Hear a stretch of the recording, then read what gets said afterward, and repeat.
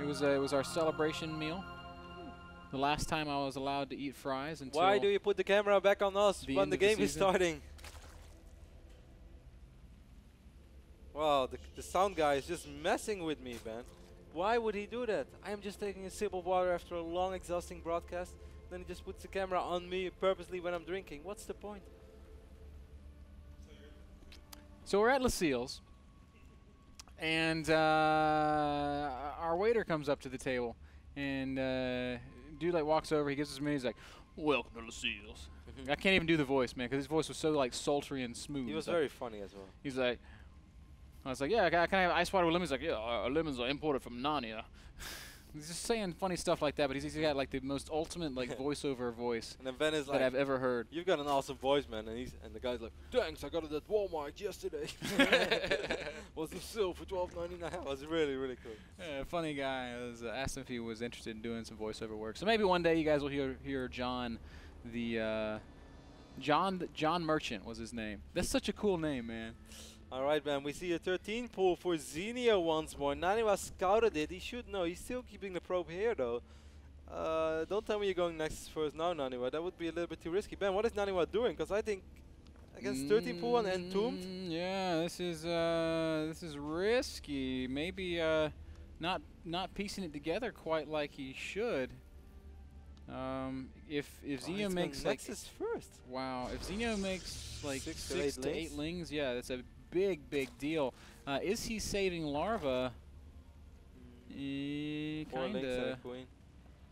I mean, Naniwa's gonna have to drop a pylon. No, Naniwa, you're really gonna have to delay that hatch. The only way to keep those links on this side of the map is by blocking it, though. But he can't really block 100 minerals here and 100 minerals here, because then he won't have enough money to do something at home. Zenio has the Overlord lurking around over here as well, so he knows exactly what's going on. Drone comes down. Naniwa not watching, and the hatch will start. So how's Naniwa gonna do this, man? I don't know, but you know what else? Zenio doesn't know. Oh, he does know where Naniwa is. Yeah, there's an Overlord there. Uh-oh. Oh, he's gonna have to sort of the wall of. It's gonna be like the wall where the Zerglings can enter here, but not on the ramp. It's kind of how Grubby did it. Oh, Naniwa's gonna need one more. He doesn't have the money for it right now. He's gonna bring an extra probe, but that's not gonna come forward. They're gonna work on this probe. They're gonna get one probe kill. He can't build anything either. Second probe gonna go down for sure. Third probe even gonna fall. This cannon's still not complete. Pylon's gonna take some damage. Cannon will eventually finish, and I think Zenio's gonna have to back off, but already worth it in my opinion. Oh, totally Zenio could just turn around and try to run past. But next score? Takes Nani down to 16 probes against 18 drones. Now the question now becomes, if Naniwa just chrono boost probes, does he pull back ahead? I think he will, man, because right now this hatch is of course quite a bit later than it normally would be, and now this hatch is gonna be well, 4 minutes 55 seconds is a little bit later. Really not that much later, Kevin. He only made 4 Zerglings. It's not like he invested in 6 or 8. 13 pool. Yeah, you're right. 13 pool. But if you go 13 pull, if you make 2 sets of lings, you still end up with the same number of drones as if you go 15 pull and make 2 sets of lings by around the same. It all kind of equals out once you max out at 18 supply. So, yes, you might say he delays himself by a couple of seconds, but his economy in the grand scheme of things is virtually unaffected. Yeah, he's going to overtake Naniwa in the work account pretty much before 6 minutes already, and that's always a good scenario for Zerg. Naniwa wants to make sure he knows what's going on. I just checked Zenio's point of view, sorry guys. But Naniwa did see those links transferring from the main base, so I guess that all looked sort of natural. And that's of course, man, the bad thing. When you're a top level player like Naniwa, you have to often make sacrifices, which as a regular Protoss player you don't have to do. Naniwa, you always have to double check, make sure I'm not getting all in, so you have to sacrifice even more, basically mining time in the early stages. Of course, just workers at the end of the day, but you have to sacrifice those things just to double check, to see what you are most likely going to see, and it's not going to help you in any form of way, other than the fact that if you would get all in, you won't die. Naniwa is going to go ahead and sneak out a probe, so might have some. Oh, Zenio does not spot it.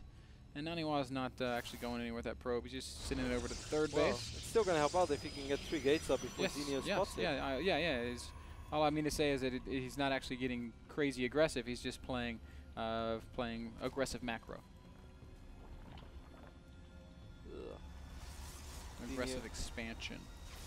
darkling around with Lynx outside of the main base. Oh, Naniwa's going for the Nexus ban before the gates. Oh, that is another bit of a gamble, and all of a sudden Zenio spots it, and these sentries are going to have to come around. Naniwa very smartly going to wall these Lings in so that no new reinforcements can show up. Yeah, it's not a big deal as Zenio is just now producing more and more drones. But this does give Zenio ultimate freedom and to drone up to an insane amount. He's going to go up to 60 drones while Naniwa's on 42 probes.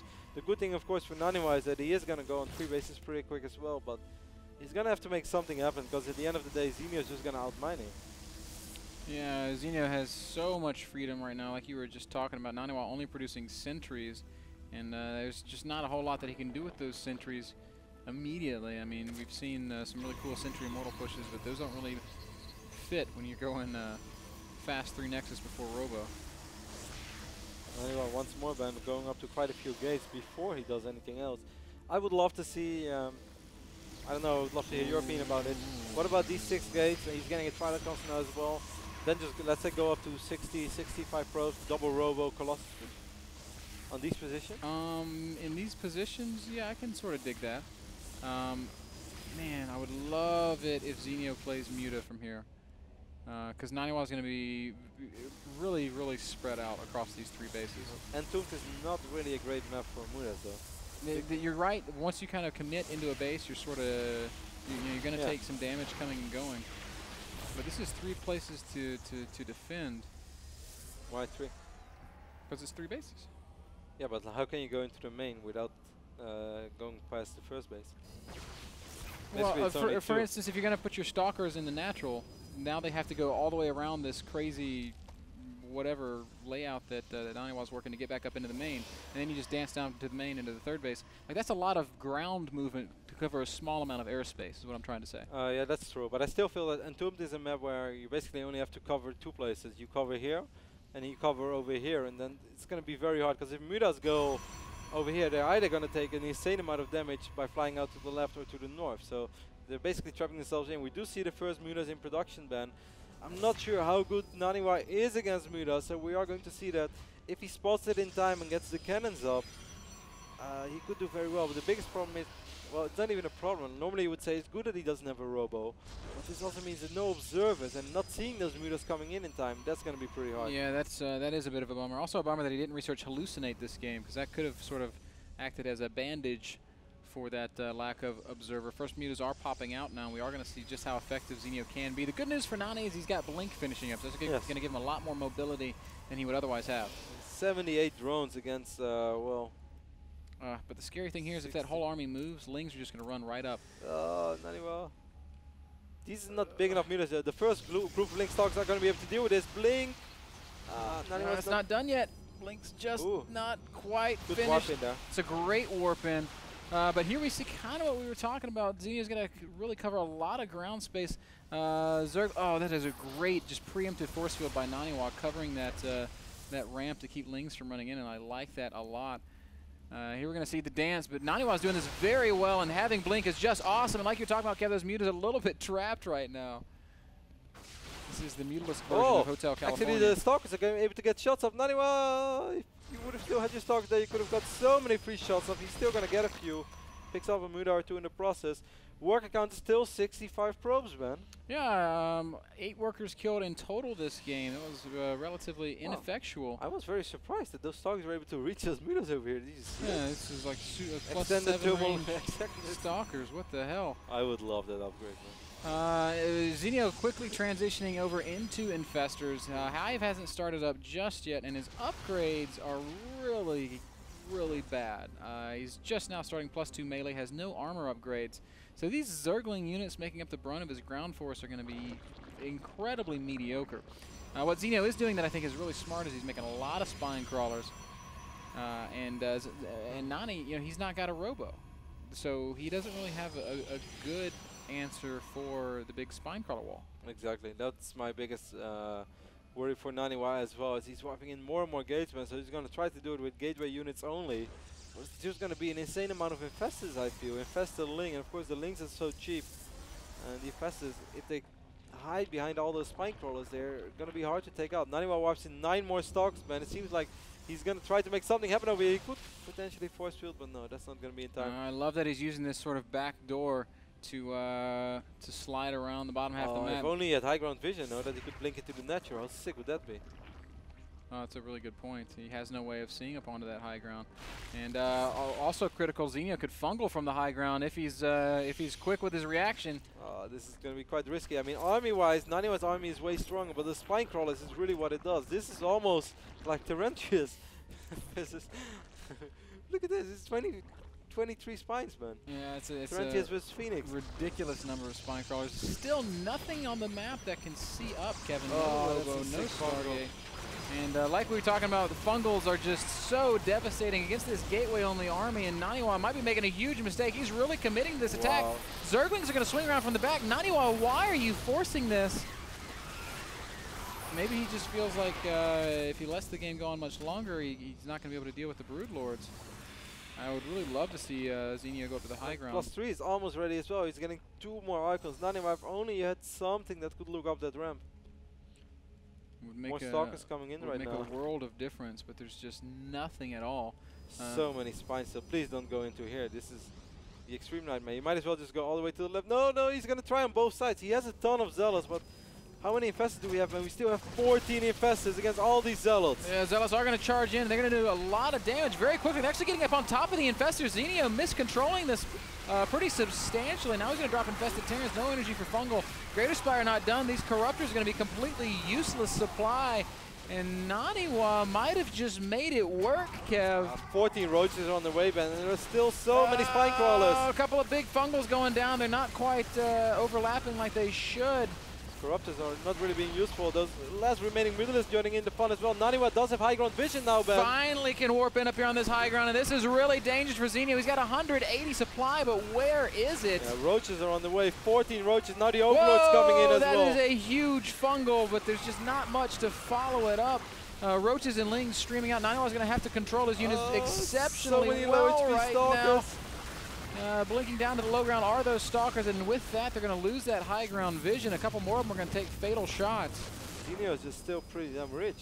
Naniwa does not have a forward base on the way. Man, Zenio's 5 Broodlords really impressing me with his ability to keep his money low. And 5 Broodlords are on the way for Zenio now as well. But for a moment, it looked really scary. But Zenio made so many spine crawlers. Yeah, spines are pretty good units, Kev, as Naniwa's still trying to make something happen here, but with no 4th base, he's really running out of steam. His main is almost gone, and when that happens, he's gonna suffer a pretty substantial hit to his income. Stalker blinks out as well. Zenio is even gonna make some additional drones now again. Naniwa is gonna fall back, Ben, but the biggest problem is that the Broodlords are on the way. And I think what you could really see in this game, Ben, is the power of Mutalisk. As silly as that sounds, Mutas didn't even deal that much damage, but what they did do is force Naniwa to respond in a certain way. If Protoss goes greedy and goes up to 4 bases, or underreacts, Zerg can continue making Mutalisk, can make a lot of links, and can just run the Protoss over and straight up win the game. If Protoss does react properly, as Naniwa did this game, put Stalkers in each position, get a couple of cannons, go up to Archons and stuff, then you can just stop after that first wave of Mutalisk, go up to 4 bases, and be so much richer than your opponent. Yeah, Zenio really taking advantage of his build in this case, as we do see Naniwa continuing to try and find openings around the map. I find this kind of play really, really hard to play against as a Protoss player. The only player who seems to think it's easy is MC, who I can often see dealing with this so comfortably, where he doesn't lose a single proc, then suddenly marches out with an invincible army, but it's so hard. And I feel that Zenio has played a really good game. Yeah, I think Zenio hit his transitions so nicely, and the fact that he had those spines to fall back on. We do see some Zealot harass in a couple of locations on the map. Naniwa. I really like that, because Naniwa knows that he needs to buy some time for himself. Roaches and Link's going to try to force cancel on this base, but Naniwa has a huge army over here. I would like to see a forward Link even. There it is, that forward Link. He does chase away the Zerglings for the time being. Oh man, look at these Zealots on these infestors. Zealots, our infestors mostly going to get away. Not unscathed and a little bit traumatized, but still with energy to utilize in the next big battle. Zenio's maxed out. Naniwa at about 150 supplies. Just going to continue warping in lots and lots of zealots. The Broodlord army is moving forward, man. And this little air ground is so annoying for a Protoss to deal with. It's going to make those Broodlords close to untouchable. You see the first Robo being wiped in as well. Naniwa is going to try to buy more time for himself with all these zealots. 4 Spine Crows is not going to be enough, so if he forces Zenio to turn around, then it would be massive as the mothership is on the way. But I don't think, knowing how good of a player Zenio is, I don't think that he's going to turn around for this, and he's just going to try to force a cancel on this fort base, and that's really all that he needs to do. Zenio coming in from this left angle, not really taking advantage of that open air space that you were just talking about. Naniwa is going to go around this army. Great. Oh, he's going to pick up Broodlord. Hello, Broodlord. Hello. Do we have another one? Are you here alone or are you with friends? Naniwa did kill this hatchery band, so he ignored the spine crawlers, killed the hatchery instead. But during that, he's going to lose the support base as well. He knows he needs to buy time for his mothership. Not willing to completely commit to the base race. Just says, all right, I'm not gonna bother defending this fourth. Imagine if you would. Maybe feedback, man. Oh, there's a big blink underneath those Broodlords. The feedbacks are going to go down on a lot of the infestors. Fungal's going down feedbacks on top of a lot of those stalkers as well. Huge fight. This is going to be the pivotal moment in the game. A lot of fungal being cast. Roaches and Lings going to crash into this army, though, and it will turn Naniwa back. For a moment, it looked like Naniwa might make some magic happen. But then the ground army of Zenio responded, managed to get back into position in a timely fashion. It looked like a great moment to engage. Broodlords were exposed, the infestors were a little bit out of control, but if the Broodlord count is so high, if they just get one volley off, there are already so many Broodlings on the ground, and Zenio, despite losing a few infestors, he still landed those fungals, and that is always the most important thing. Naniwa saw an opportunity, and I think most players would have gone for it immediately, because he's obviously not in great shape, so he had to try to make something happen.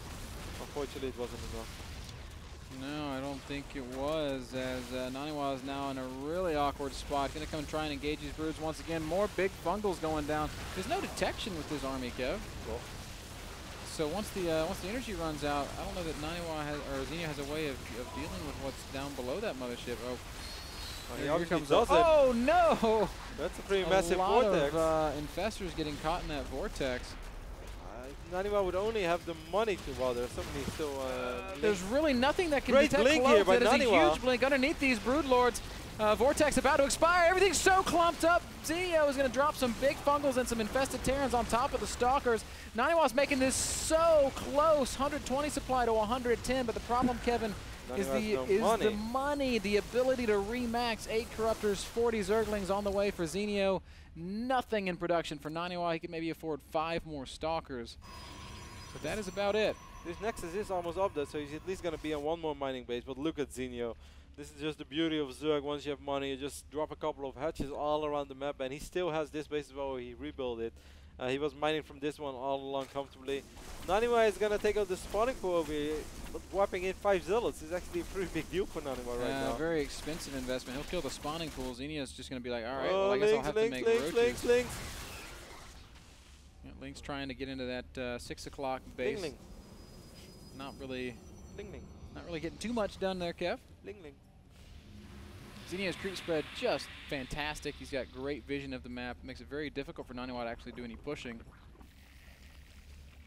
8 Broodlords in production once more, and if you take a look at Naniwa's unit count, he just doesn't really have an answer ban unless the sickest vortex of all time. An old school vortex back in the days when we did not know that you should split up your army. And you always had everything clumped, then complain about vortex. If that happens, there is still hope for Naniwa, otherwise it's going to be really, really tough. Man, oh, I kind of agree with you, man. Zenio maxing out once more, 196 supply against 110. All he really has to do is make a good, strong push. So many Archons in the mix right now. I mean, the Archons are going to help a lot against all the Lings that are on the ground, but they just do so little against the Broodlords. And the Broodlord count is honestly the scary part. There's 8 Broods out. If the Vortex is really good, I mean, we're talking about. Yeah, but I mean, it's not even a matter of the Vortex being good. It's a matter of if the Zerg is not, if the Zerg makes the mistake of clumping everything. Exactly. There's really not too much Naniwa can do. Naniwa can only hope that Zenio makes a mistake. He can't really even force an error, I guess. A big changeling brigade shows up. They can trap the Archon. Archon is no. Wow. So now we do know that splash damage works on changelings Yes, as well. we do. Confirmed. Learn something new every day, guys. Changelings look so funny when they die. Like, ah. Why me? Ultralisk Cavern is almost up now as well. More and more Spinecrawler. Zenio playing this so passively now. If Zenio makes ultras, it's like the fastest way to throw away a game. Against 8 Archons Yeah. with 3-2 upgrades. Naniwa still has a little bit of gas, not all that much. Oh, these Lings are gonna probably run into this 5th base of Naniwa. One Ling is gonna scout it, and Ling is like, guys, There's an expansion here. guys, guys, come, really, just come.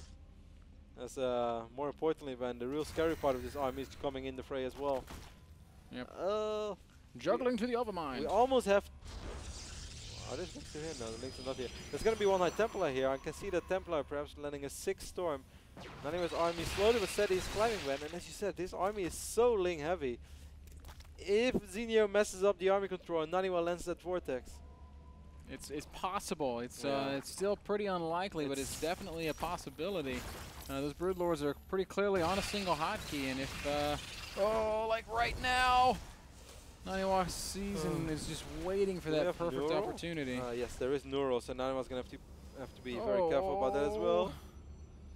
Zenio's gonna back off, it seems, huh? Man, Zenio is playing with fire the way he's got everything kind of hotkeyed together. Still spreading that creep, controlling just about the entirety of the map at this point. All those Links, man. Holy cow. There's one Archon over here, but he's gonna get a lot of kills, but if only one high Fungos. I got this, bro. No, I don't. Sorry, guys. We need backup.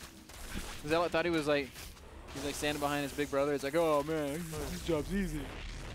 Wow, that's Big a lot of Links. Naniwa's gonna lose everything in his main base, man. Main base is now forfeit. Can't even afford to warp anything in there. Zenio, by the way, guys, can afford about 15 ultras right now. Oh, Fungos landing. Those are pretty good Fungos. First, feedback's going down as well. One Vortex goes down. Not a whole lot getting sucked in there. There's a second Vortex. Neuroparasite being used. Oh no! And the Vortex gets thrown down on the Infestors. Oh, yeah, Naniwa lost so many units already, man. The Broodlords isn't going to work out. dealing an insane amount of damage. Neuro being used on the mothership now as well. Naniwa calls GG. And Zenio takes game number 3. So Zenio takes out Naniwa. 2-1 victory. Zenio takes it, and it has to kind of leave a little bit of a stinging sensation in Naniwa's heart. As that's a tough one to lose, man. He played really, really well. Yeah, I felt so too. Certainly game 1, I think, is really one of the best PVZs I've seen from Naniwa in quite a while. So you can definitely hold on to that one. Game 2. Yeah. What can we really say about game 2, man? We can say that it led us to game number 3, where both players showed. You forgot about game 2, didn't you? Yeah. It was on Daybreak. You know, for a second I forgot about game 2, so I want to throw it to you. But whenever you make a bridge like that, I know that you forgot about it. All right, guys. It was another ZVP on Daybreak. Yeah, and it was a long one. Naniwa made a few errors in game 3. I just think that Zenio played really, really well. Yeah. Showed us the power of Muda, not directly by killing a lot of stuff, but by forcing a reaction out of your opponent, and it's so hard to play against it. Yep, it absolutely is, guys. Last game brought to you by Azo Monitors, the best and brightest gaming production monitors on the planet. They're over at azo.com. Check them out. Final match of the day: Puma versus Hyun. That is match number 1, 2, 3, 4, 5. Match number 5, fifth and final match of the day. Stick around for it. Stay with us. Thanks for everybody that's been with us the whole time. We'll be back for our last best of 3 after this.